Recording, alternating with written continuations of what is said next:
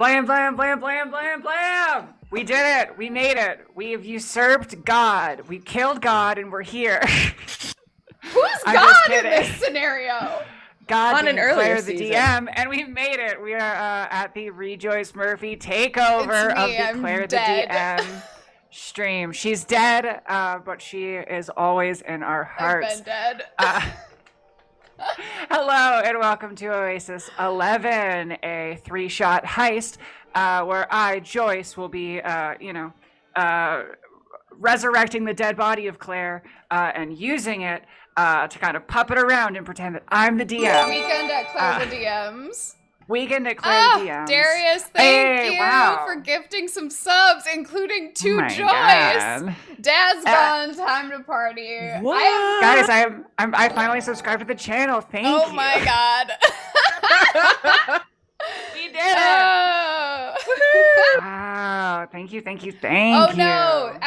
Corson's absolutely right. I did the thing where we lost somebody and then we gained somebody, so they were in the wrong boxes. They're in the right boxes now. Right boxes. Right boxes. Everybody be happy. You're in the right boxes. We did it. Oh my God. Wow. Thank Do not touch my you, scissors. Scissors. Oh my God. Incredible. God, the hype.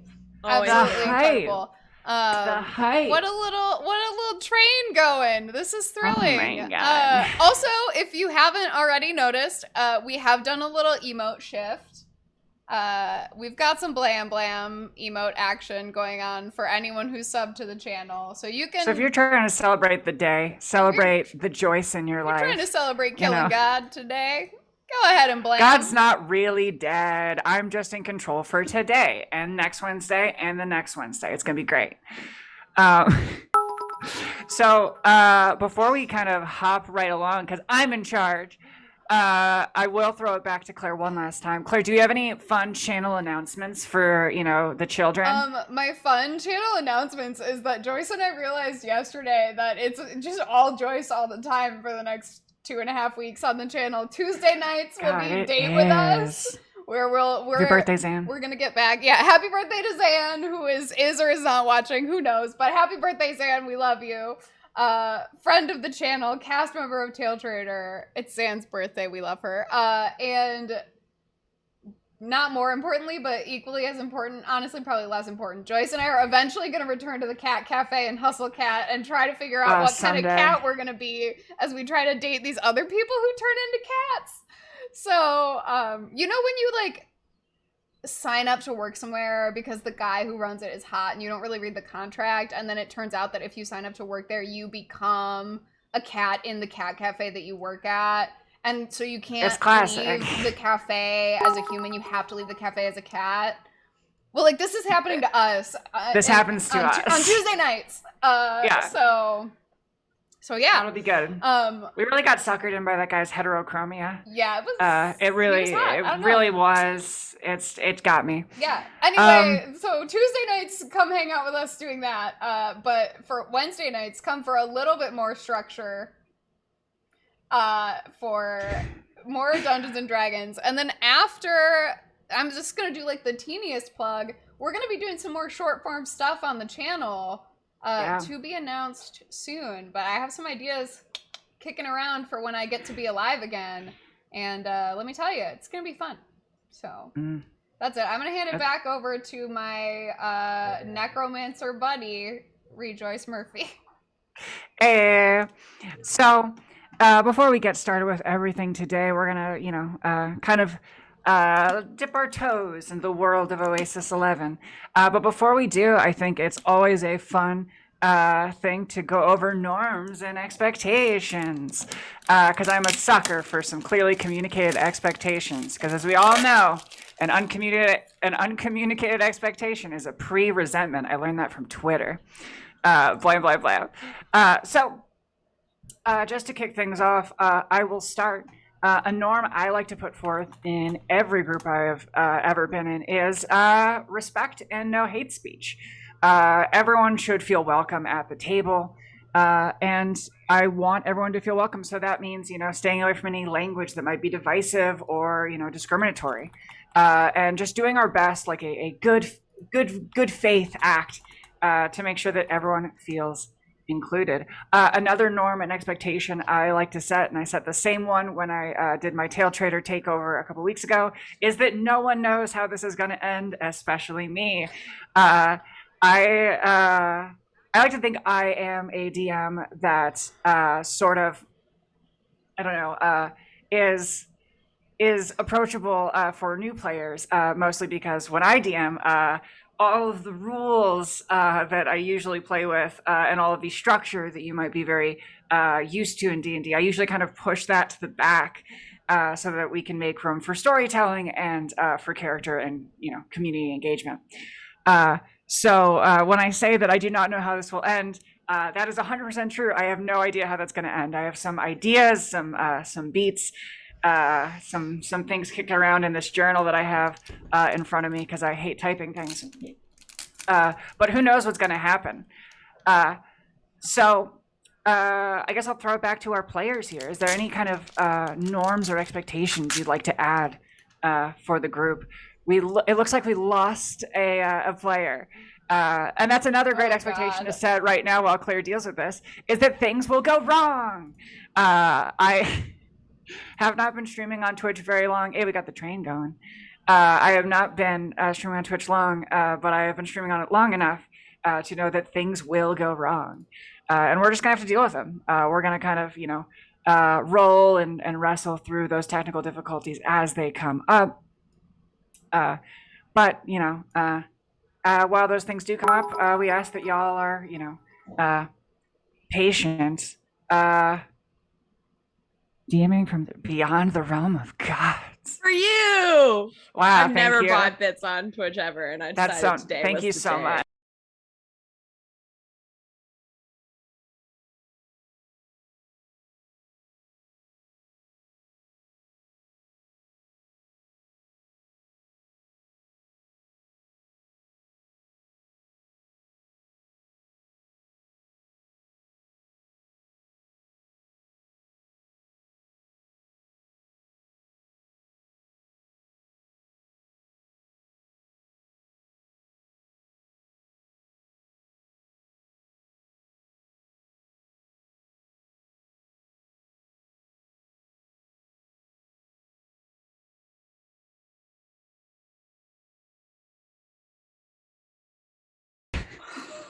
Okay, hang on. The audio is back. The audio is back, but now we have the overlay issue. I'm on it. We're doing good. Oh my god. I like this. Just I like this. hemorrhaging everything. Okay.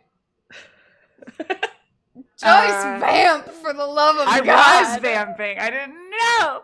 The spelling of this is gold. My lovely, lovely players, do we have any other sort of expectations or norms we'd love to put forth towards the group? It's okay, too, if we don't have any right now. If we just want to push forward with them later, that's also okay. We're going to move on to player introductions now. And as we get to that, if you think of a norm or expectation you'd like to assert, you can feel free to throw that in there. But we're going to start with the most important player character, me. I guess I'm not a character. I mean, I have character. But hey, everybody. My name's Joyce, Rejoice Murphy on all the socials, especially on the Spotify and other things you can find me on. But the question we will be asking as kind of our icebreaker today, as we get to know our players, is can you remember a time in your life where you have stolen something? And tell us about that. I was raised very Irish Catholic. I confirmed, baptized, the whole 9 yards. So I was legitimately very, very afraid to steal for most of my life. And so I can think of all the times in my life where I have stolen. This is probably the one I'm most proud of, and it's relatively recent, so don't at me, Walton family, if you find this stream. But my time in my life where I have stolen something is actually a heist story. Me and my roommates were planning for a party, and we wanted a pitcher of juice in a glass jug. And I had this lovely glass jug that I had bought from Walmart. like years before, but I had lost the plastic screwy bit that screws into the spout that goes on the side of the thing. And so years went by, apartments went by. I couldn't find this little screwy thing. But, we're having a party. So lo and behold, I go to Walmart. What do I see on the shelf but an identical pitcher? Now, I can't, walk up in the middle of Walmart and just take a screw off a pitcher and walk home. Like, my blood pressure can't handle that. Two, that's just pushing the problem down the line, because then the next person that buys the jug, they're going to be missing the piece. So I can't do that. So what we ended up doing was buying the jug from Walmart, a new jug, taking them home, doing the surgery to swap the parts, taking back the jug the next day to Walmart, saying, "Hi, we bought this here yesterday, but it has a leak." Walmart took it back. We got to keep the part. Heist achieved. And no one absolutely incredible. hurt. Wow. Oh my God. And we might even have a meme. Oh my God. We out here. We out here. We out here. This is incredible. So that's my heist story. But in general, I really stay away from stealing because I am very afraid of hell. In like the Catholic way, that when you were raised, there's a reason it's called the fear of God. So I'm going to pass it now because I think we have cleared, we're at least in the eye of the storm. And I'm going to throw it to one of my favorite players, Claire. Hello, I'm Claire, the player. I use she, her pronouns. I will be playing Dare Tyne. I suspect you'll find out more about Dare in mere moments here. In a bit. Claire the human has stolen... I don't know that I've actually stolen anything. I have someone in my life who steals only from chain grocery stores, like large big box chain grocery stores, and steals fancy cheese for me. I have stolen... I'm going to take Darius's suggestion for Joyce and say I've stolen plenty of hearts in my life, I think. I am waiting for that. I think I'm very charismatic, I've stolen some hearts. I think that might be it, but I'm good-natured. I don't know. I'm not. I'm true neutral, but yeah. But anyway, Darius, we'll meet them soon, but yeah. Yep. Thank you for selling us on Claire, the human. Claire the human. Moving on to our next player, we have the lovely and talented Mark. Hello, here for the next 15 minutes, hopefully. Fingers crossed. I am Mark. In my life, I have stolen, and you know this, Joyce, many things from the East Camp Trading Post while we were working there at the Medicine Lodge.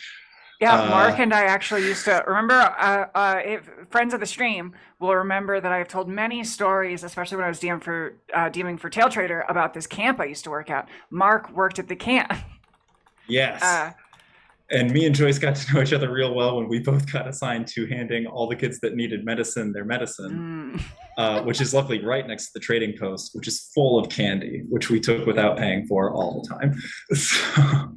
Listen, if they wanted us to hand out meds to kids and not take something on the side, I don't know what they were thinking. We didn't take meds for the record. That's God. We took like Skittles. Yeah. Meds. Well, the meds were the kids' property. I feel they like just if dropped we're them off. talking about stealing from work, that's a different thing, and I've definitely stolen. But never mind. Hey, you don't need to out yourself. We're talking about a summer camp, so it's much easier. Let me backtrack and say I stole a lot of slushies from the movie theater I worked in. That's good. Right. Love that. Wow. Straight out of a teen movie. I have one lane. I love it. I know what it is. Claire? Yeah, is Claire not straight out of a teen movie in Charismatic general, though? slushy stealer. Anyway. Mark, is there anything else you want the viewers at home to know about you? Not at this time, no. I've been told it catches some of my coworkers off guard, but I know you can't tell here, but I'm very tall. Oh, And that then is people meet me true. in person and they freak out about it. I am very tall, and Mark is even Also taller true. than I. A real tall person's tall person. Up next, we have Rachel. Oh my. Hello, I am Rachel Kennedy. I use she, her pronouns. I also come from the Irish Catholic background. And Yeah. so that Catholic guilt, though, it gets you. And so I don't really think I've stolen a whole lot. But of course, the first thing that came to mind was hearts, but that's just, you got to use that one when Going you after don't the actually people. steal things. But then I remembered that to keep with the food theme, stole so much food from like the oh shoot, what is it called in college, like the cafeteria or whatever. Yeah. The Yeah. student center. Yeah, That's whatever what we it was. called Wherever we it. ate food, Yeah. I remember I have one of my, Dining like, hall. jacket- Dining hall. Thank you. It took a minute. Totally, Somebody, like, It's been a somebody minute. here went to an elite university. Somebody. Anyway, I had giant pockets in my fall coat and would literally like put bananas in them and then forget that I would have a banana in my pocket until I put the coat on again and be like, oh, I have this banana, great, a snack, because you're in college and food is scarce. So yeah, and just the Tupperware that you would put in those pockets and then put the food in the Tupperware and put it back in the pockets. Yeah, that's the most consistently I've. Did that ever Stolen. backfire on you? Because there was one time in college where I left a sandwich in the pocket of a coat for Oh No. yeah. too long. Oh no. I don't know how long, but it was too long. Rough. That's a rough time. Listen, I was 19 and I made a lot of mistakes.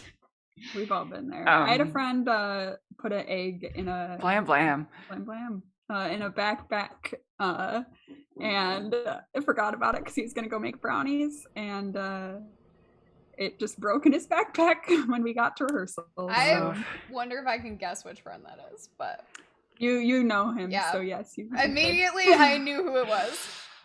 Wow. Well, to avoid doxing anyone, we're going to move right Yeah. along to our next player, Jared. Hey everyone, long-time listener, first-time caller. Happy to be here. My name is Jared Bellot. He, him pronouns. And okay, so I also it wasn't even that I was like raised Catholic. It's just like I am an obsessive rule follower and I hate breaking rules because like they're rules, right? And like especially as a kid. So I like never stole anything, but the thing that haunts me to this day, nearly 2 decades later, is when I was 7 years old, I went with my family to Target. And like when I was younger, I used to like follow my mom around in the store and like just read books like behind her while she was shopping. And like any cool 7-year-old, I was really into the Animorphs series growing up because it was the 90s and Blast. it was beautiful. Yeah. And right, come on, shout out Animorphs. Yeah, big, let's get a big, let's get a blam hype in the chat for Animorphs. Animorphs, Hype please. up Animorphs in the chat. It was like, really great young adult fiction, really exploring, morality and life. It's awesome. Have But you I was revisited like those following covers, my Cover. covers are- and fallen in love even more. Yeah, absolutely. Honestly, if someone No, could yeah. go, if someone could go to an Animorphs title, like a cover, and Photoshop me into it, I would pay money. Just put me on an I Animorphs would cover, fall in love. turning into like preferably please. a bug. Oh my gosh. Yes. They were like slightly like nightmare inducing, but like, that's the side effect of great literature. So I was like following my family around the store and I was like deep in this book. And it was like, there was morphing, there were yerks, there were all the things happening. And we like get in the line for the register and like all the things like go on the register and I'm just like standing there reading. And then my family goes to leave the store and the alarm goes off. And I like We got like stopped for like 10 minutes, and they were finally like, "Oh my gosh, we're so sorry. We don't know why this keeps happening. Let's like go ahead." And we got in the car and we drove home. And as we pulled into my driveway, I like finally looked up from the Animorph book, and I was like, "Oh my god, oh my god." That's this is why it was going off. We didn't pay for it. We didn't pay for it. Except it was like the opposite of a heist, because I like begged my parents to take me back to the store so I could return it. Did they? And my mom was like, no, my mom was like, we are absolutely not driving back 20 minutes to return like a $7 book. But that Not haunts for me Animorphs. to this day. To this day. So like, Not for Animorphs. Target. Moment of If I can silence for refund Tobias. Yeah. Everybody pour one out in the chat for Tobias.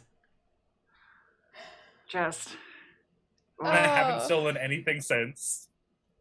Honestly, that sounds like a traumatic enough experience where it checks out. Yeah, we grow in different ways.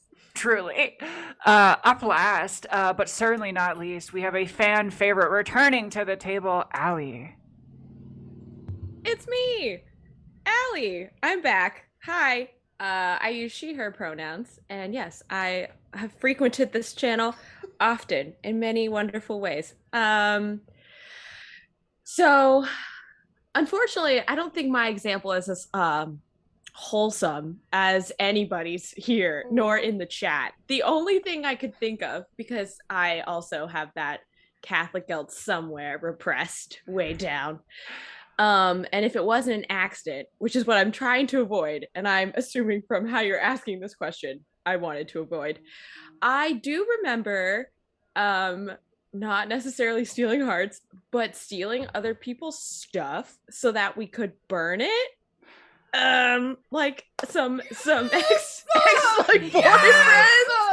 Yes. Steal some stuff. Yes. And It's the happiest I've ever seen Claire. we're not like fires, like we're not even campers in my family. I mean, I enjoy camping, but like there's no reason we would have fire pits around. So like my parents had this like metal cage. And we would like throw paper in there, and I remember specifically burning an American Eagle men's like light brown and light blue and white striped shirt from this boy named Taylor, and we just burned that thing to hell, and it was great. And so I did that a lot in high school. I would say that is an example of stealing stuff. Yes. Incredible. That's Incredible. Oh, Incredible. so good. I think that's the first time I ever admitted that. Honestly, listen, we love growth. We love catharsis. You know, if anyone has anything that they've been... Honestly, Burn the it chat's right now. here for Burn it. it right They now. love it. Chat, The chat loves just start confessing to crimes. Just live on the air. I know that multiple other Champ staff members' items were burned somewhat ceremoniously throughout our years. Yeah, I wish I had not burned the number of items that I have burned from axe lovers, but it's a cathartic. surprising amount. It's cathartic. It feels And sometimes good, when you turn on that slow-mo on your camera when you take the video, it's like, looks beautiful. Not that I would know. Yeah. I wouldn't know that. Not who could know? Whomst. Whomst among us. Well, those are our players, and we're going to be getting started in just a minute, and they'll each have a moment or two to describe their player characters, and to kind of, walk you through that. But just to kind of get the knowns of the world established, I'm very bad at being a dungeon master. I'm just going to say that. So almost 99% of the campaigns I run are all just homebrew. And so there's this realm that I've been dealing with for a very long time that has 3 main continents. It's on the earthly realm where we're setting this, but the 3 continents are ethos, logos, and pathos. I love them because they're easy to remember. But our adventure will be beginning on the island continent of pathos, once flourishing and thriving land that's in recent years has become a bit destitute. Now, in the before times, Pathos, while it did have a semi-tropical climate, it also was renowned for its citrus farms and sprawling landscapes that people would go to recreate themselves amongst the outdoors. But that is not the Pathos that we shall be traveling to today. We bring you to Pathos in the year 1988.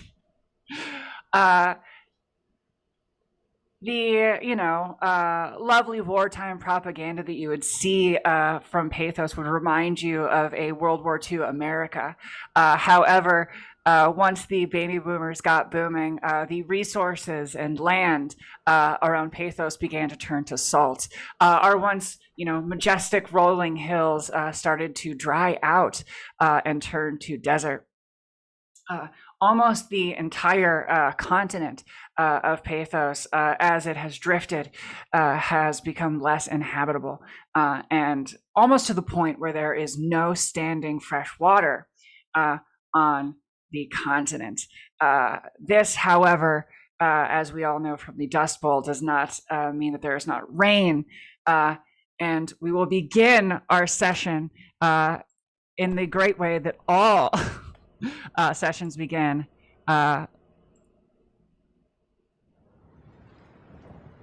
which is during a storm. Now, three of our players, we are looking at Dare, Raven, and Bima, are sitting in the back of a limousine. The limousine is traveling down an interstate highway somewhere in the deserts of Pathos. Now, as you're going, you can't really see too much out of the sides of the limousine, but the glass partition in the front rolls down, and in the front, a small halfling chauffeur that you know as Hugo starts calling back to those in the back of the limousine. Oh, yeah, sure. It's a real gully washer out here. Y'all from Pathos?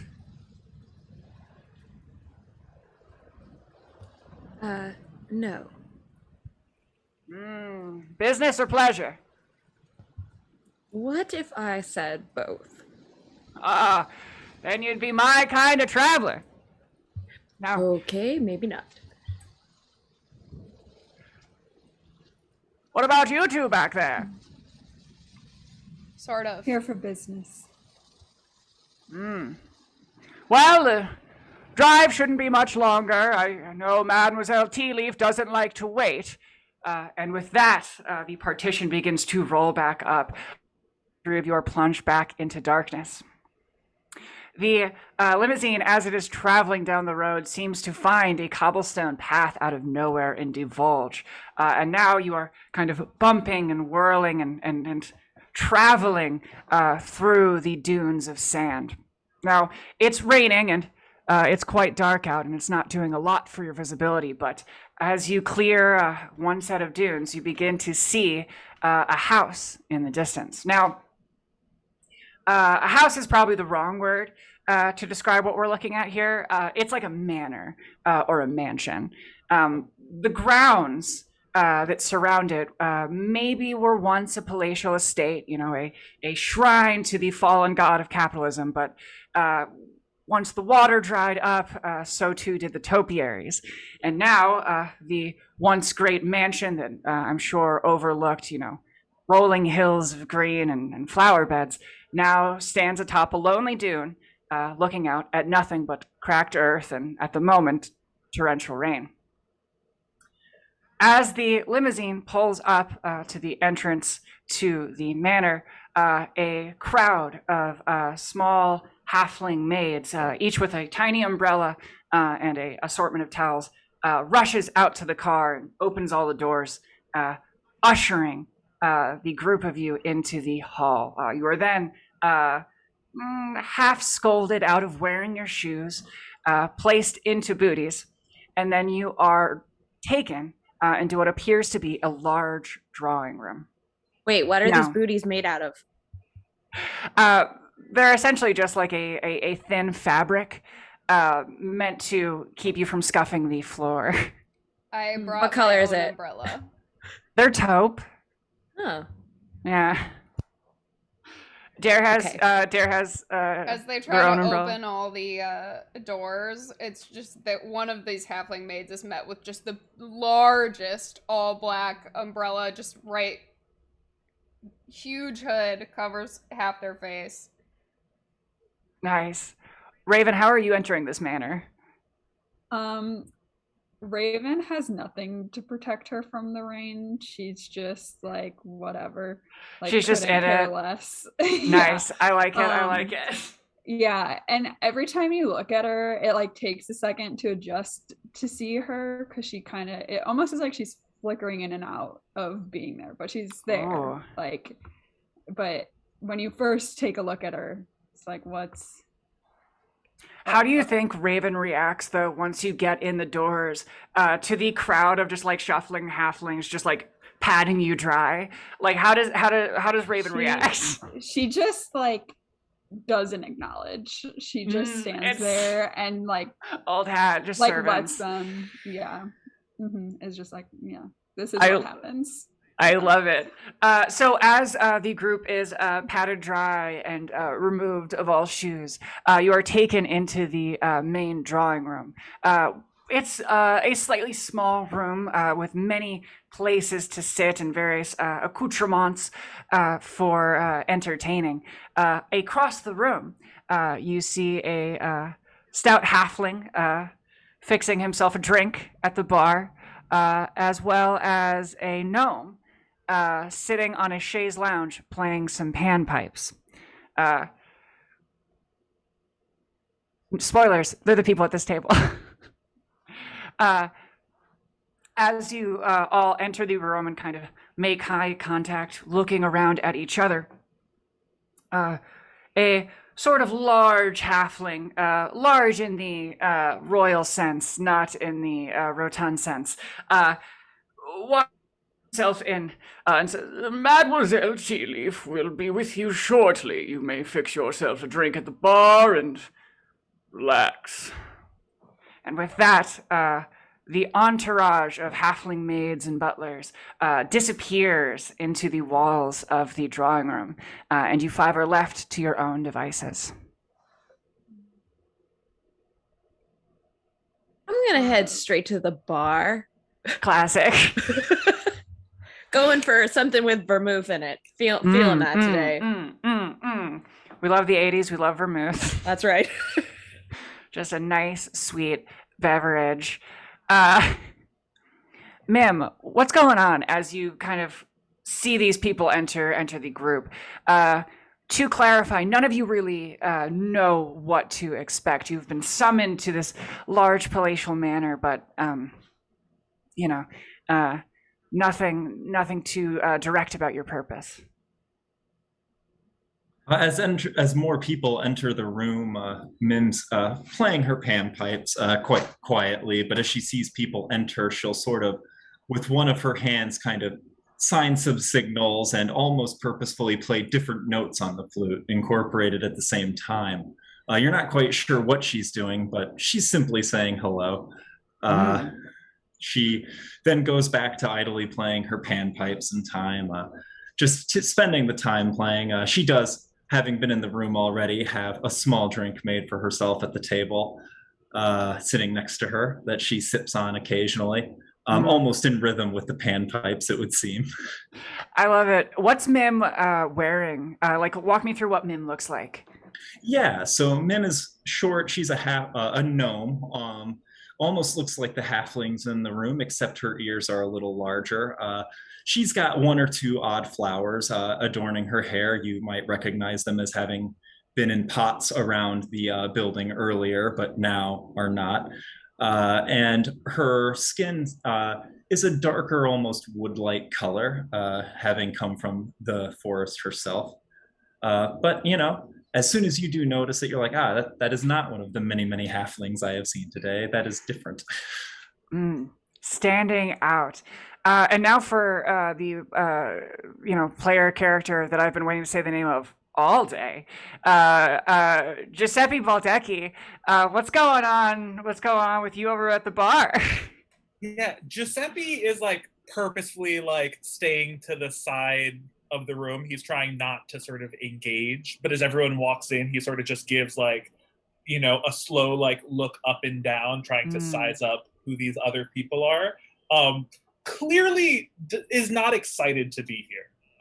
There's like a comfort of like being in spaces like this, but like a begrudging comfort. And he's just in a sort of long, dramatic black leather coat. Definitely like billows really well, when you need that dramatic flourish.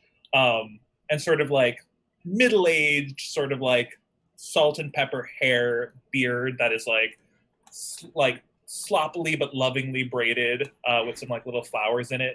And just like, just keeping on the outskirts, not gonna dive in too quickly. Sure. Also lots of gold, gaudy jewelry. A man of stature. Now, Dare, you've entered this house with your own umbrella. Did you put it away immediately? Was there a moment of bad luck? What's Dare's approach into this room? I think Dare leaves the hood up for a bit. They kind of stay slouched. They sort of allow one of these halflings to like take the umbrella from them, being very careful to like hand over just by the handle, and immediately kind of turn and look slowly over the group of people. They eventually lower the hood, and you see she's just got like a beanie under with like just a crop of white hair poking out in every direction, like a thick eyebrow ring, a deep slouch, and like a backpack that just has like a couple things like sticking out of it kind of nonsensically. In general, like, this is my bag, I didn't pack it for this. Yeah, they look like a human person, but they look like they look like a human person who perhaps hasn't seen the sun in a very long time. Like their skin is almost translucent, their eyes are kind of sunken in. Yeah, just real The Aviator energy. Just Yeah, almost monochromatic, because her whole look is like dark clothing, and she's probably humming some sort of like, or she's not humming, but there's like a moment where like when Mim is playing something, she like kind of looks and pays a little bit of attention to that to see what it is, and then when they realize it's not something they recognize, sort of moves on to sizing folks up. And I think they're looking at Raven because Raven is tall. Now, as you look over at Raven, what's going on through your head? Like, you've just been patted down, but you're like, whatever. Yeah, Raven kind of clocks everyone. She stands very tall. I think I said 6'6" or something around there. Yeah, she's very tall and a tall lanky. person's tall person. Yeah, exactly.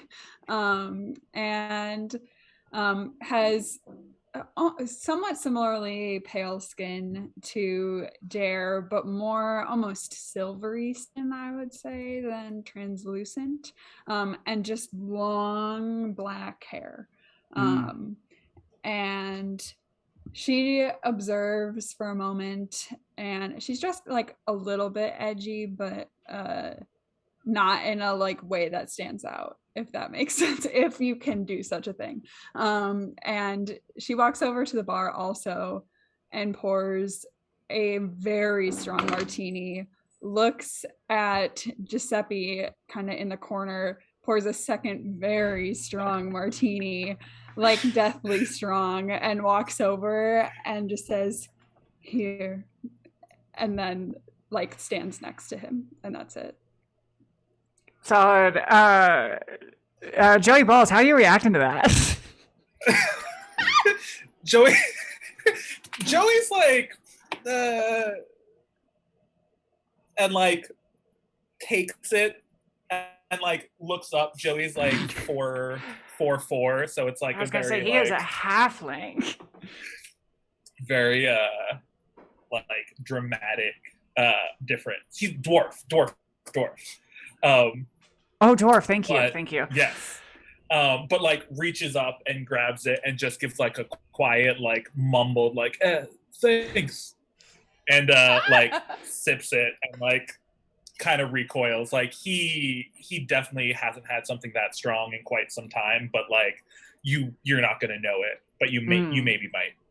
Sure. I mean, he's got enough hair on his chest that like it doesn't look like it's gonna put hair on his chest, even though it will. Right? Now, Bima, what's going on with you as you enter this room? Yeah, so I've made my vermouth, debating on whether or not I kept that just straight vermouth. And I think as I'm pouring, what I want to do is I want to assess everybody's drinks in the room.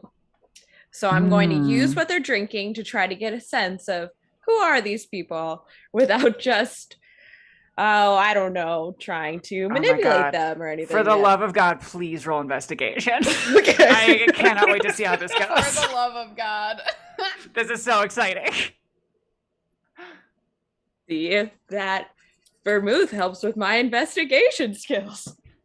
Yeah, no, that's a nat 1. Oh! Yes, awesome. Let's. First I don't know. What roll. do we have? We got oops. We got oops. Blam. We got oofs. Get some oofs in the chat. All right. Okay. So what, Mim? Are you drinking anything? I just want to get a Yes. quick. What are you drinking? Mim, well, what is she really drinking, or what is it appears? Yes. It can be what it appears that Mim is drinking. It might look like it's iced tea, but it's probably straight brown liquor. Okay. It's one solitary sad ice cube. It's a very sad ice cube. So Bima sees Mim drinking from this drink with one solitary ice cube, and thinks, obviously, the person who drinks a brown liquor with one ice cube in it is someone who is addicted to the frivolous frills of life. Okay, there's someone who stays in the fanciest hotels. They, wear designer clothing. Obviously, Mim is a bourgeoisie, if you will. Mim's a bourgeoisie. Raven, what are you drinking, or what does it look like you're drinking? She clearly has like a martini with like one olive, 2 olives. I take it back. There are 2 olives in it. Bless. Bima sees this and is like, oh, someone is underage drinking. You are seeing her drink with 2 olives, and clearly 2 olives are for children. Amateur hour. Joey Balls, what are you drinking?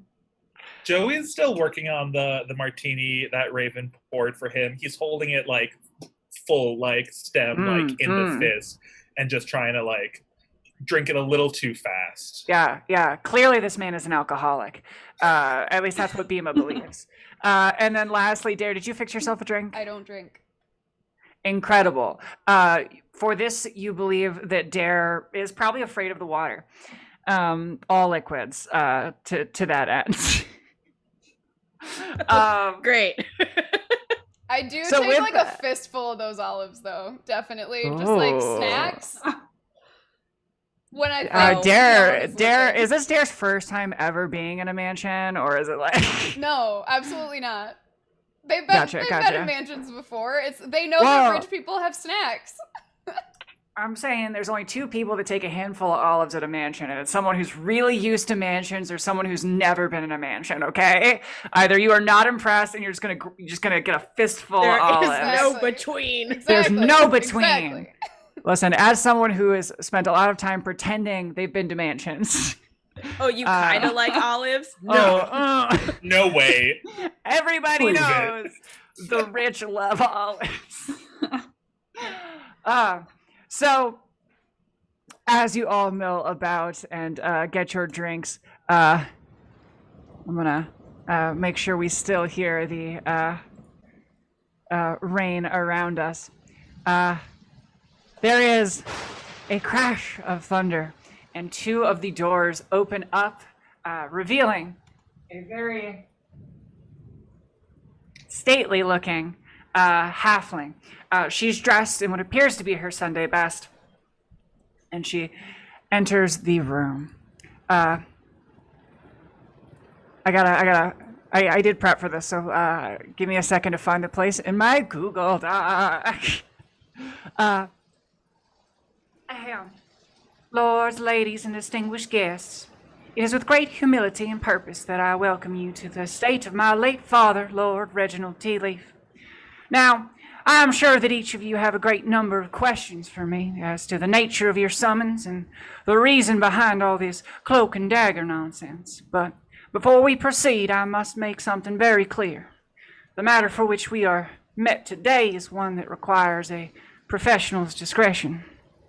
The kind of discretion that non-disclosure agreements and lawyers can't buy. Now, I can give no assurance before we begin our discussion that our purpose will be fulfilled. I have simply gathered you 5 here to satisfy a dead man's dying wish. Just know that if you choose to stay in the room now, you will receive a 100 gold per day per diem for the next 3 days. Additionally, any costs accrued over the next 3 days in pursuit of our grand purpose will be handled by my associates and I. So, with that stated, I would now like to give any of you license to leave the room. Anybody dipping? Can I look around and see if any of these people are narcs? I mean, yeah, roll. I mean, either roll investigation or pick somebody. I mean, yeah, go ahead. Investigation? Yeah.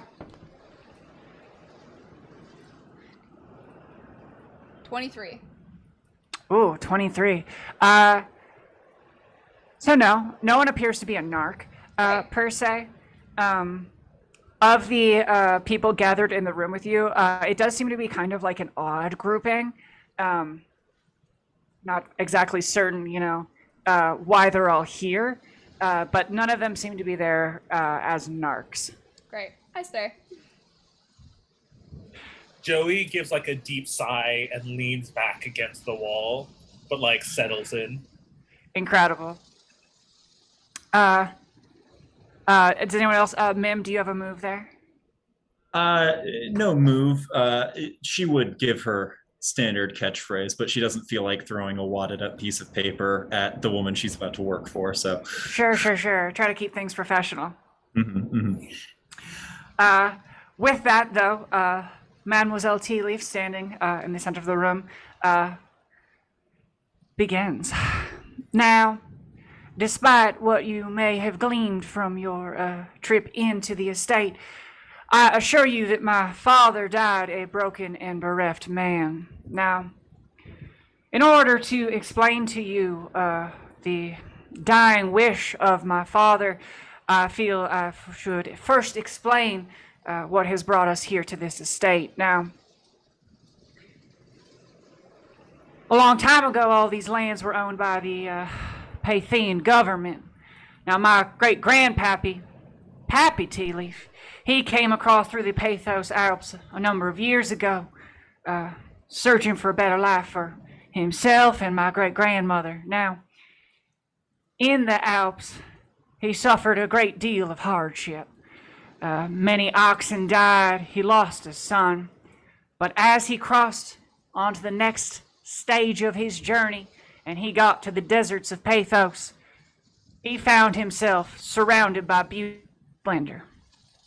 When he came across the grand rolling meadows of these here deserts, he thought he had never seen a more beautiful place in his life, and he decided to purchase a large estate with a little bit of money from his bootlegging days. He's a clean man now. Well, he's dead, but with money from the bootlegging days, my great-grandfather purchased this estate for 50 cents an acre.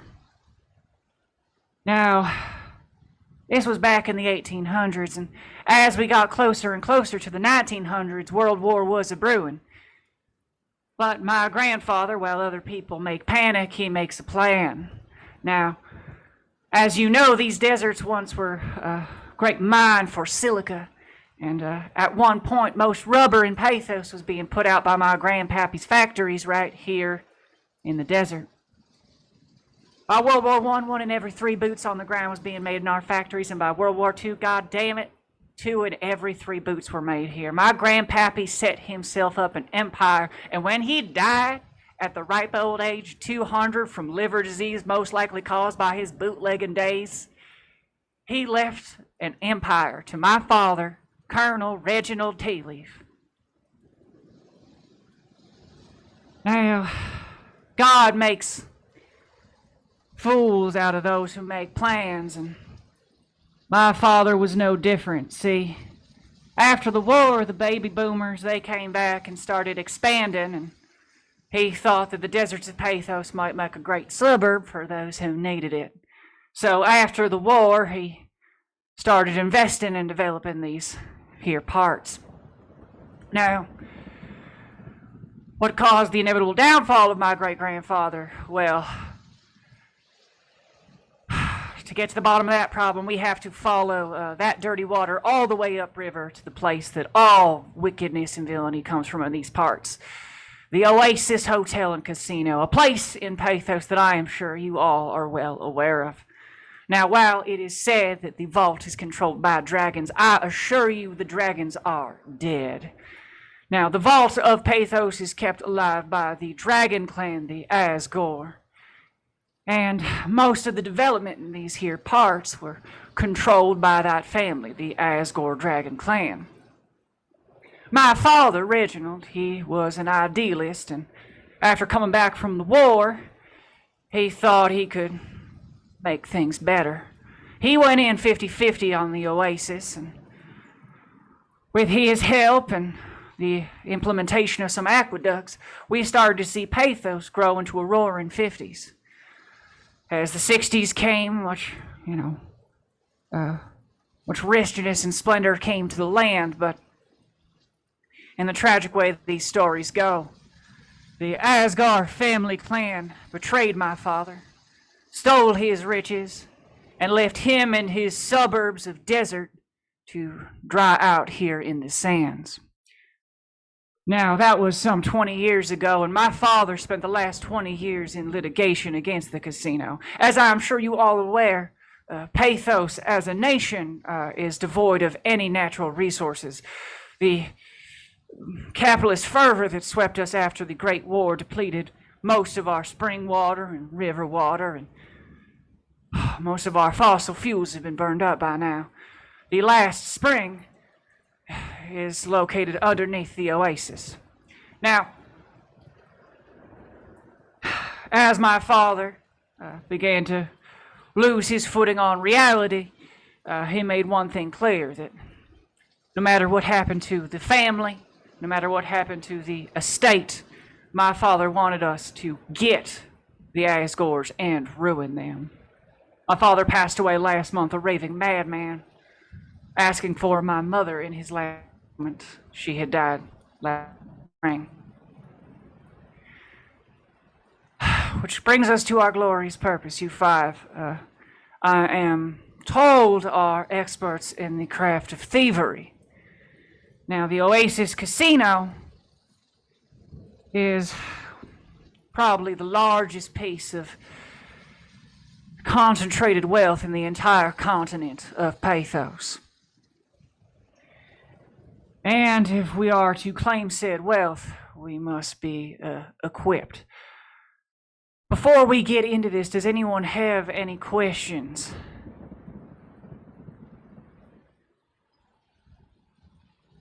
Yeah, just sounds like another tragic story of idealism, but I'm in. I have a clarification. Yes. I'm not a thief. I'm a murderer. Oh. I assure you there will be plenty of fine murdering to be done as well. Right.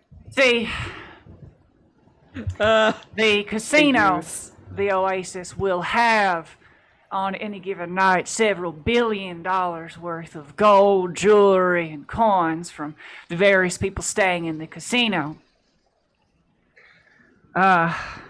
However, in 2 days, they are going to have quite a bit more. Is anyone here familiar with the singer-songwriter Frankie the Babe Copacetic? Now, Yes. Frankie the Babe is the king of swing. He is quite possibly, the most well-known big band singer in all of Pathos, hell, this entire earthly realm. And he's set to play the Oasis Casino tonight. You may notice, though, it's raining quite a bit. At the moment, Frankie, well, he's not going to make it to the Oasis tonight because he's stuck in a hurricane off the islands of Logos. But I am assured that the weather from this here hurricane is fixing to break in about 24 to 36 hours. Now, the Babe, he's never missed a show before in his life. So he, meanwhile, as he is stuck in the midst of this hurricane, he has been calling all of his celebrity friends. And he's been saying, hey, the second I land, the second my plane touches down, this show's a go. Now, the Oasis, sure, that's a hotel casino. Sure, it's ripe villainy. But the Oasis is also situated on top of the largest and last spring in Pathos, which means that on the second day of each month, they collect the water bill for the entire nation of Pathos. Meaning that at one point, in 2 days from now, the vault of the Oasis is going to have the GDP of the entire nation of Pathos in it. Which, coincidentally, will be the same day that Frankie the Babe Copacetic sets down from his hurricane disaster. Now, you don't cancel on the Babe, and the Oasis is no different. So, in approximately 48 hours at 11 p.m., the Oasis vault will be filled with trillions of dollars of gold and jewelry. And I've assembled you 5 here to take it. And Mim is going to rub dollar signs out of her eyes for a quick second, and then quietly write on a piece of paper and slide it over to her. And if she reads it, she will read, what does the security look like? I'm glad you asked. Can I actually have Mim roll a d20? Now, what would you say Mim's expertise is? In security? Yes. Like, what do you think that modifier would be? I thought you were like rolling for the trait insecurity. It's like, oh, we can do that? Roll for I'm gonna anything. need everybody to roll insecurity. Nat 20! Do I roll with disadvantage because I'm a teenager?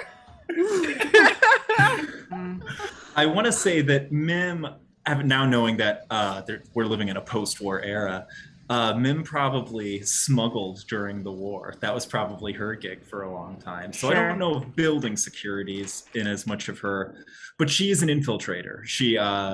She likes to enter buildings via vents and other means, not just the main door. So that is her means of operation, is back doors and vents. So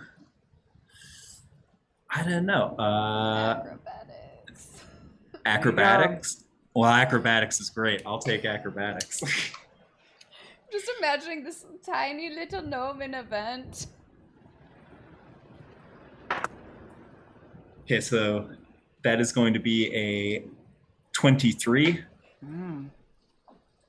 I rolled an 11, but she's got a plus 12 in acrobatics. Listen, we be rogues, we be ready.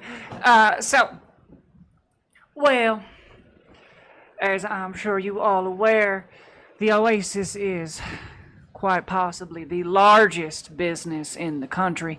And for that reason, they have their own police department. So while inside the Oasis Casino, the security will be operating with full diplomatic immunity, meaning that the security for the casino are carrying badges. They are fully deputized within their right of the law.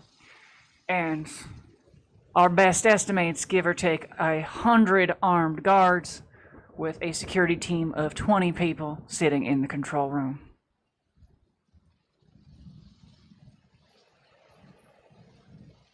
You want to pass me a note too?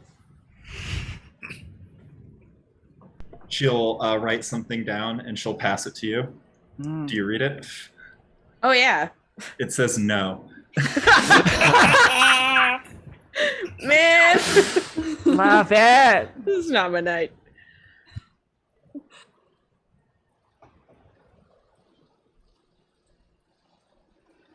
Are there any other questions? Why would you build this over the last spring? Like, how did Okay. this happen? What are you trying to discover? Like, ultimately. I mean, because the true answer to your question, I think, is, but like, like, why would this casino like build itself? I mean, like, Fiji exists as a water company, okay? Like, there are in our world, like, Nestle is making it impossible to buy water without, losing an arm or a leg. So this is just, the totally fantastical, definitely not based in real life at all worlds, No where way. one of the last water sources is now privately owned. It's an infrastructure question. Yeah, I mean, if it's so from a history aspect, what I can tell you is you would know that it wasn't always like this.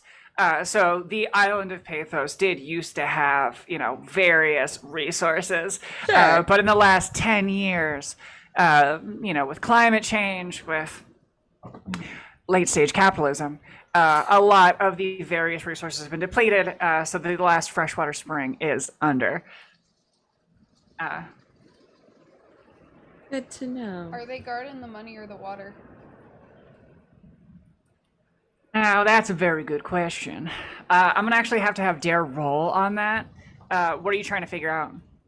I mean, Dare's fucking pissed that there's no water left, right? So, like, that makes sense. personally, this is an affront to their existence. It's a huge part of why they do what they do now, is this late stage capitalism shenaniganery. And so I think the back alley for Dare is like, but what if I got a bunch of the water, though, while we were doing this mission, right? And so I think that's, like, their subtlety here is lacking a little bit because of who they are. But, like, they are interested in, if we're already going to be infiltrating, what's there to say about not also skimming a little bit off the top, so to say? Okay. Roll your expertise. Lost my dice. Okay. I have expertise in perception, sleight of hand, and stealth. I'd go perception. Cool. 25. Oh, incredible. All right. So, with kind of a laugh to herself, Mademoiselle Tea Leaf says, "Well, that's a very good question, young Dare. Now, at first we thought that their security system and their vaults were designed primarily just to house and protect their vast amounts of wealth, but our preliminary scans of the area have shown that, well, we're not quite sure where the wealth is coming from.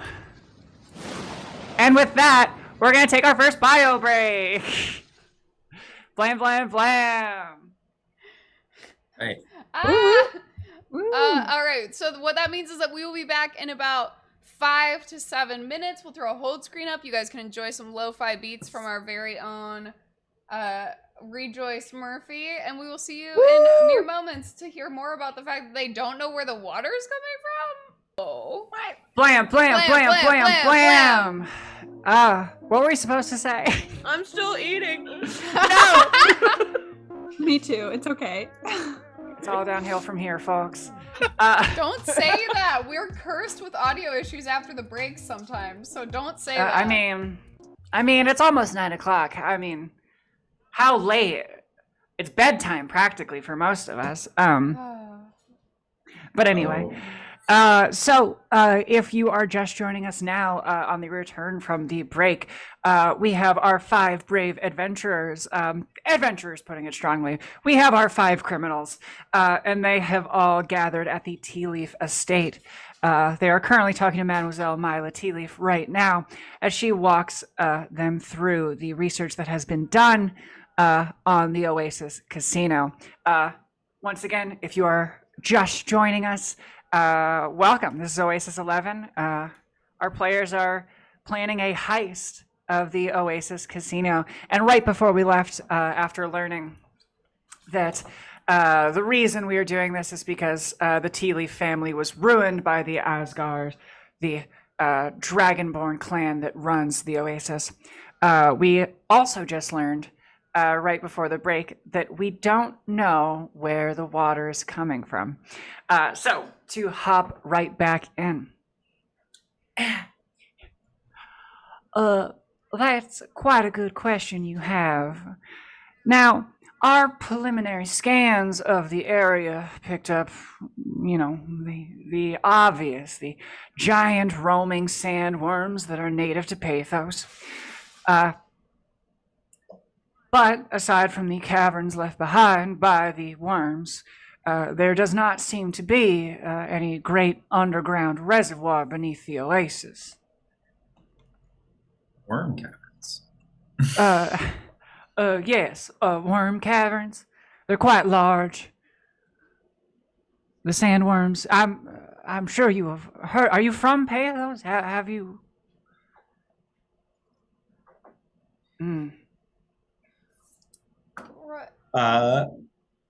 No one else here knows GSL, do they? Gnomish Sign Language. No. And then she'll hand back a note that says, "I've been around." I have a question. Yes. Mm-hmm. We all probably speak thieves' cant. But it takes Yeah, about 5 but- more minutes to do so. That's Because true. I You do wanna have to speak it with prepare you. these cans. Yeah. I'm just wondering if there's something there of like, maybe we don't all speak Gnomish Sign Language, but we can we've learned a couple of things or something. I mean, she writes pretty quick. She Amazing. can get a note out there. Amazing. And eventually, if she's trying to talk too fast, she starts crumpling and throwing instead of ripping and sliding.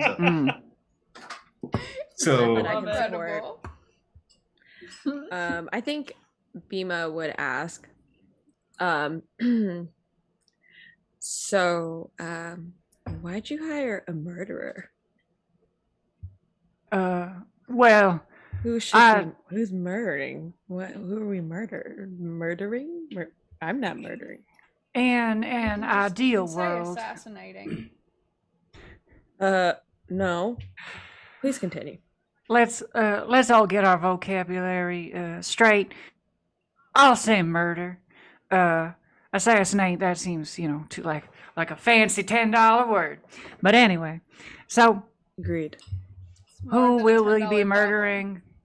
Honestly, anyone who gets in our way. Now, I don't want to be caught holding the bag when this thing goes down, so discretion is a must. I don't want to kill and murder our way halfway through Oasis just to find out that afterwards the Pathos government's going to come down and snatch up all our winnings. So, who we will be murdering, I don't necessarily have a clear-cut idea. Will we be killing the Asgore clan? Personally, I would prefer them to die penniless, alone and heartbroken, but I will settle for penniless. Oh, but you want them to die. I mean, if they die, they die. They can die. Okay. Noted. I just don't want to, I want to do an age check on Dare.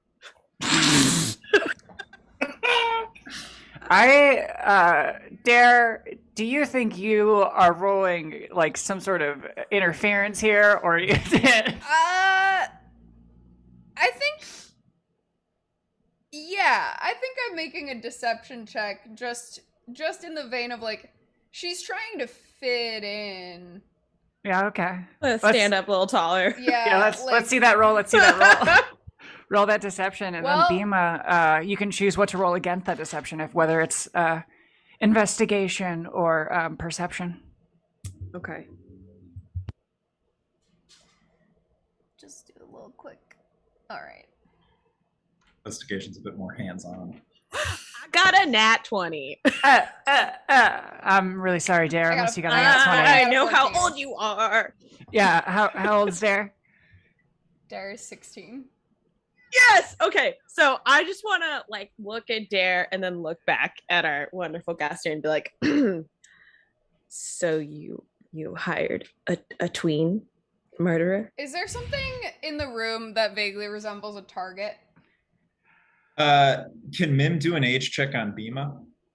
Yeah, go for it. Bima, are you, same question, are you trying to deceive? I think I would have to naturally deceive, so I will roll. Cool.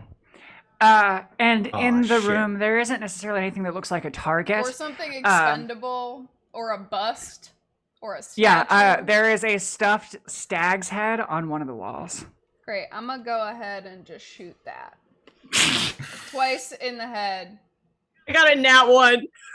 Ooh, that's great. 'Cause So I many got- highs and so many lows. Oh All wait, over One the nat I place. 20. shit you Hold not, on. I just rolled 2 nat 20s.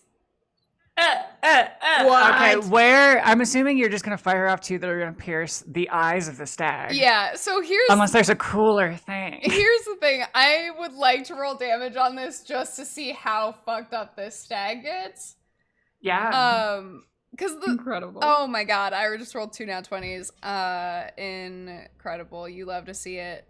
Ma'am, are you so you're Mim's intention here is, well, she doesn't know, but Mim is going to kind of assert that everybody in the room, unless they're not, is a kind of a tween to her because she's 213 checks Oh. out. or 216. Okay, fair. I was like, oh, I can re-roll this. I'm a lucky halfling. I was like, no, Yeah. that's fine.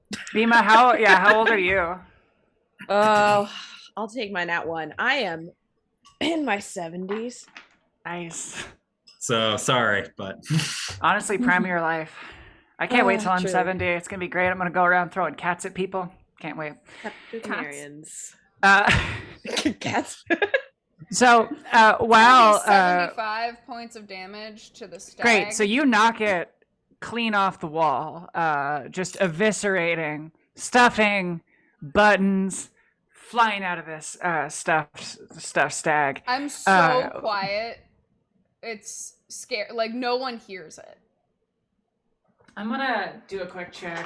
I can make a What? stealth check if you need it. I would like I to mean, not it's notice less- it. It's literally It's le- impossible for me to roll less than a 23 stealth unless I roll a nat 1.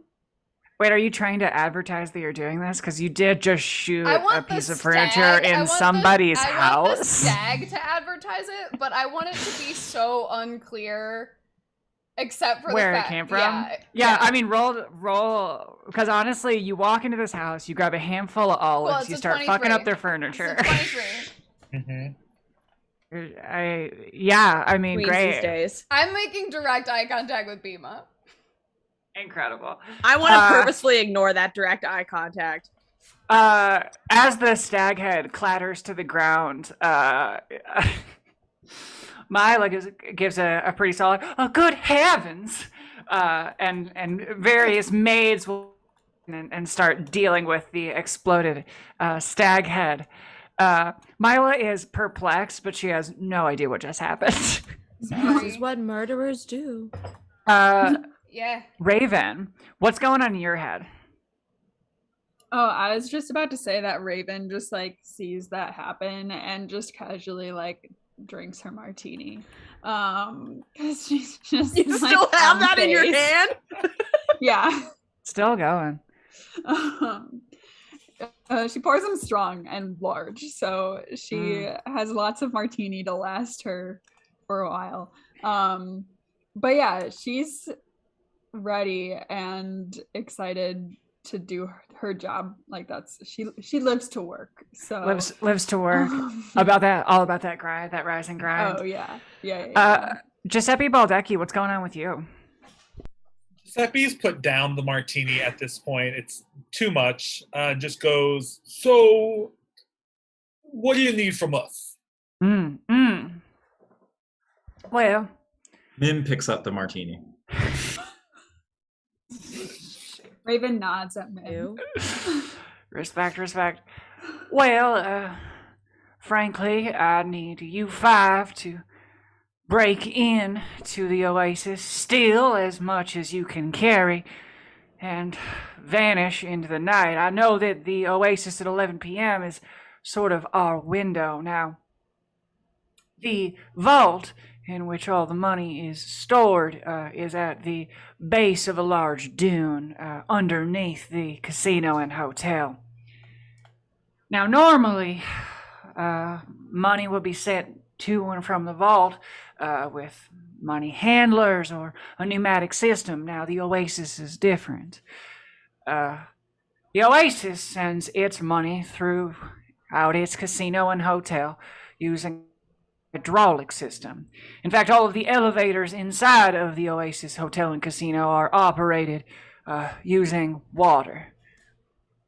So as you travel through the casino, there will be innumerable pipes and flowing water. Now, while we'll be able to get you blueprints of the vault, but there are some certain complications. The vault was made by a wizard some time ago, Harptos, and Harptos has a hankering for tinkering, and well, there's no easy way to say this, but the vault is alive. Excuse me? Yes, a lightning elemental has been, not a mimic per se. The vault itself is made of brass, steel, but the mechanism for which it opens is a sentient being of pure lightning that operates the rotors inside. Additionally, the vault is, we imagine, inside of a large anti-magic zone that would itself pose an issue. However, this anti-magic zone is at the bottom of a 100-foot pool. Most of the people that work at the Oasis Casino are Dragonborn, so a lot of the security guards you will see are equipped with wetsuits. Now, money moving to and from the vault goes on the hour by the hour. So from 11 p.m. to midnight, there will be no movement. We also know that Frankie, the babe, is taking the stage around 10:30. As Frankie is wont to do quite a bit of cocaine, he will probably be late to take the stage, which is why we are at the moment setting our go time for 11 p.m. Is that like common knowledge? Will we all know that the babe does cocaine? I mean, yeah. Okay, then I nod. Listen, it's the 80s. What else People is be he doing cocaine? Like, Oh, how could I forget? look outside your window. If you see anything besides thunder, lightning, sand, it's going to be cocaine. And if you saw the cocaine, you would do it because we're in Pathos. It's the 80s and it's a hellish nightmare. Oh, beautiful. Yeah.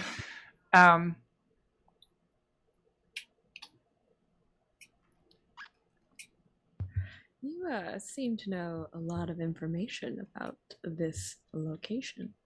Have you done any scouting of it yourself?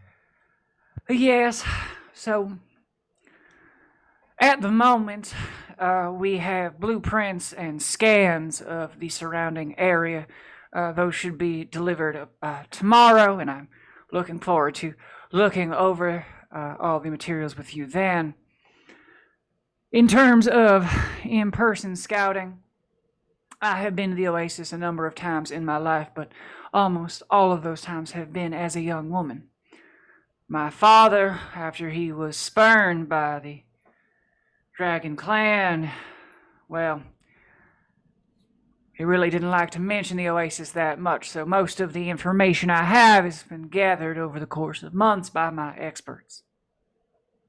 Why aren't you using your experts?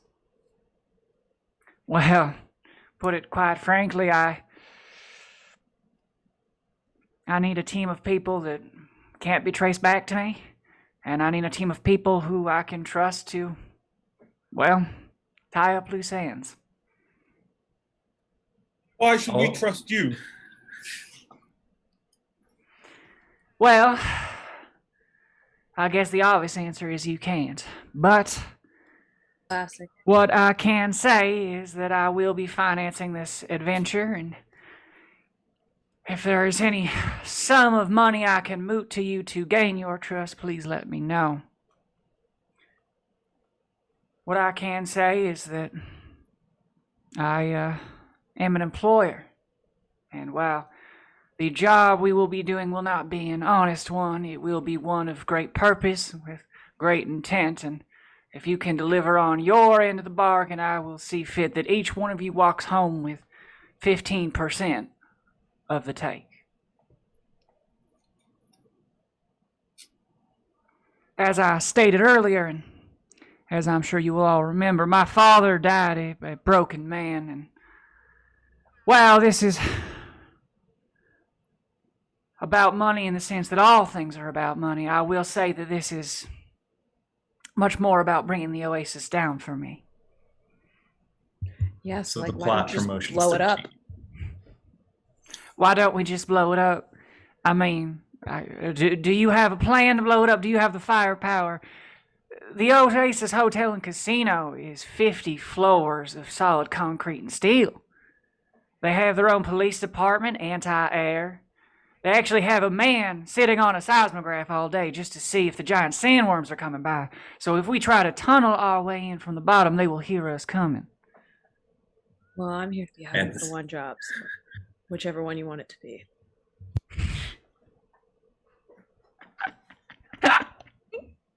I love the confidence. I love the confidence to just like, yeah, fuck it, we'll blow it up. I mean, it's easy to back up a hydraulic system. I was thinking we'd just take over the sandworms. Was that not the plot? Learn to master the sandworms. Yeah, sandworms are like, I don't know if y'all have seen Dune. Get excited for the new Dune with Timothée Chalamet. It's coming up. I'm very excited. But picture those for sandworms. These are sandworms miles long. I got you. Yeah. I love that Dune entrance to all this. Whew, okay, sorry. Could everyone continue? Just like collects herself. And then we'll curiously ask, what are the precautions surrounding the sandworms? What happens if one shows up? What do they do? Well, so the Oasis currently has a system set in place called the crybaby alarm system. Now, what it is essentially a giant hammer stuck in the ground several miles in either direction.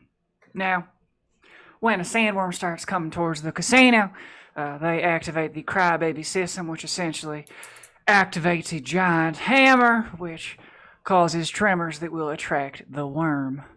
I'm told it's all very scientific, but to me it seems pretty basic.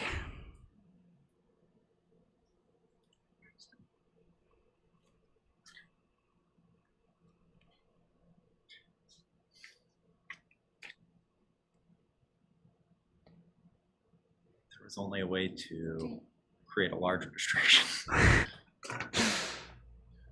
Can everybody here swim? If we're supposed to go to the bottom of a, what is it? I cannot.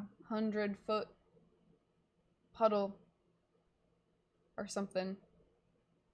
Right? You got wetsuits for the group. Well, to be honest, I don't have wetsuits for y'all. I have a wetsuit for myself in case things get slippery, and I'm sure we could procure them, but I don't Okay. need one. If it's actually water.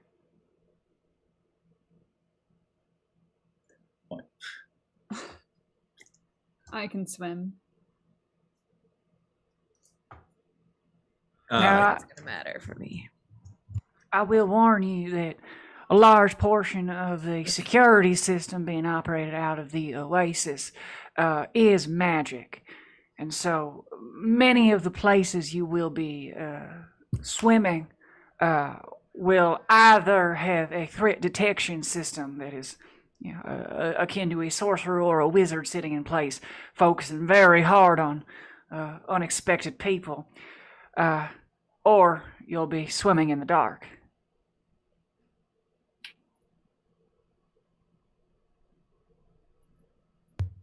Uh-huh.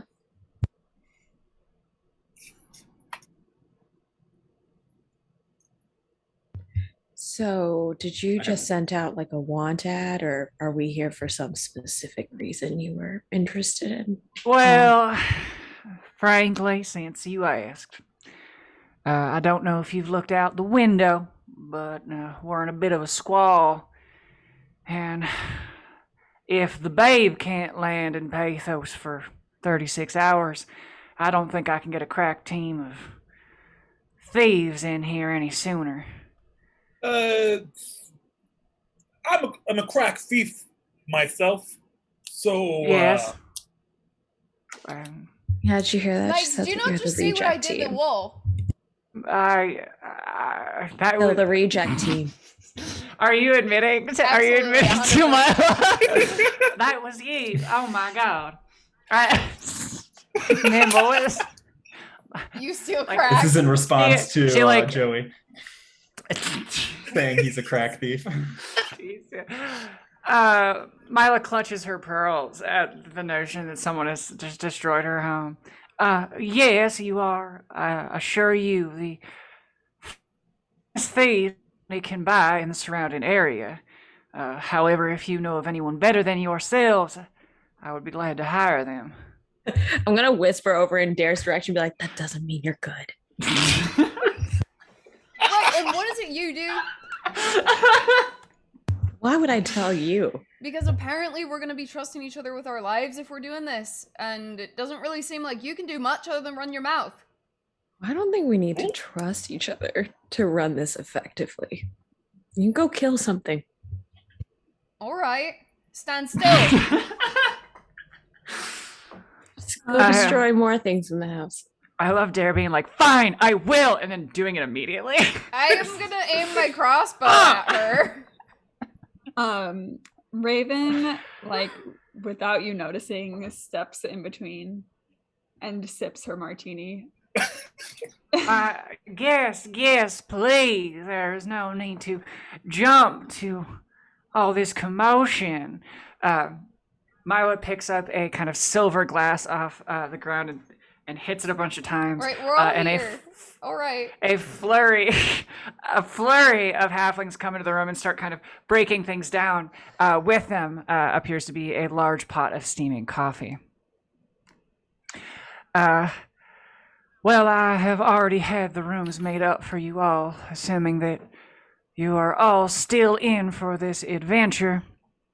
I've taken the liberty of putting you all up here. Tomorrow we'll begin preparing for the heist itself. We'll have drawings supplied then. Before we end our session tonight, is there anything else y'all would like to share with the group?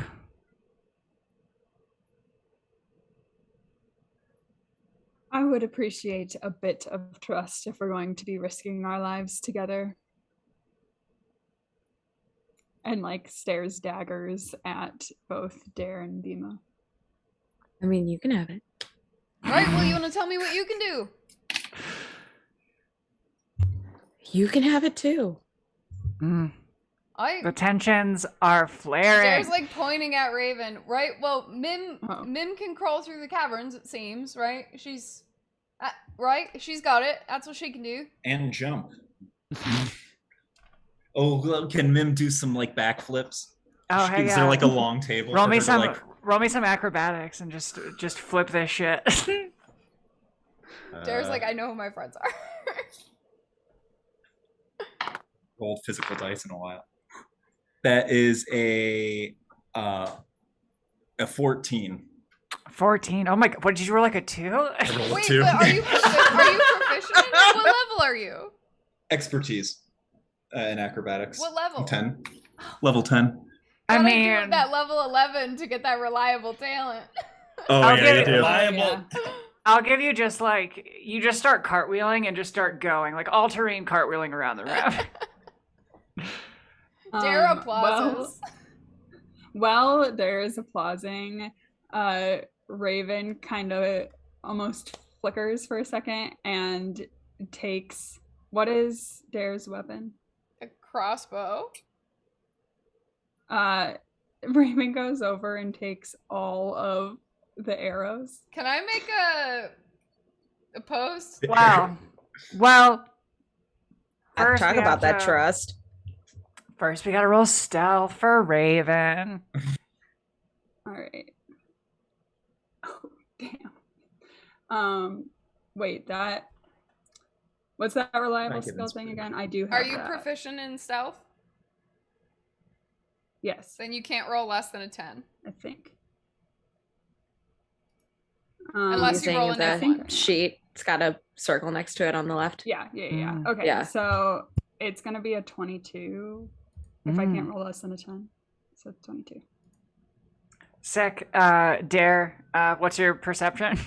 My passive perception? Yeah, I'm I really like sorry. to think I'm on edge in this room, but okay. Okay. Okay. You're applying. I'm applauding with the bones, my shit in my hand. Arrows Yeah, flying fucking everywhere. olives going all around the room. Just It's olives. only a 22 though, so I'm gonna give the tie to the runner here, and say that you have had your bolts absconded for the night. Do we have any last moves we would like to do before our players are ushered to their rooms to sleep on it? Yeah. I just want to spend a hot minute just, observing Joey balls to see whether they're equal, superior, or inferior in, let's say, I want to say charisma. Mm. And I also, sorry, Joey balls. I also want to know intelligence. Yeah, roll 2 investigation checks. All right. Let's see. Please, no nat ones. Gosh. Yeah, You're you've like had running in. your share of net ones Yeah, I'm tonight. not doing so hot. I'm between. Okay, so for investigate, I just got 1 dirty 20, and Mm. then Better than the that word I use. is an 18. Okay. Okay. So I'm a DM who hates when people use numbers. So if someone's like, "Oh, I'm hurt," like try not to be like, "I'm hurt 7." Be like, so I'm gonna toss this to Joey Balls and say that if Bima was to get a good gauge of your charisma and intelligence, how would they rank you? I think you can tell by looking at Joey Balls. He may be quiet and looks like he doesn't want to be here, but I think you can tell he gets what he wants and he gets into places he wants to be. Yeah. Okay. And he's maybe a past life is like a con man, can get where he wants. And then the other was intelligence. Yeah. Look. Look. Joey went into the business because it was an opportunity that presented a good life, and he wasn't trying to go be a you know, a teacher. You know. Scientist. Yeah. Yeah. Not a Yeah. Look, street smarts are just as important. Street smarts are Yeah. smarts. Yeah. Yeah, I think like Bima saw how you took the drink, you handled it, you got through that like social situation, but like you definitely put that to the side, and then obviously Mim started drinking it. But these points aside, okay, I got that gist. That's all I wanted to do. Incredible. So then I think with that, we are going to call Oasis 11 Part 1. Frankie had it coming. A close. Thank you, players, so much for joining us. Thank you, audience. We did it. We'll be back again next week, same time, same place, to start planning the heist. This is going to be kind of a weird session or slash like D&D adventure, just because like a normal D&D adventure, like introducing you to the world is usually mired with conflict and instances of happening. But the reason you have all started at such a high level is because that once we start getting to the happening part of this heist, there's not going to be a lot of room for messing up. So I'm very excited. Yes. Very excited for that. Next week we'll plan, and heck, we might even do some base infiltration if we want to get crazy with it. I guess that just kind of ends my takeover for the night.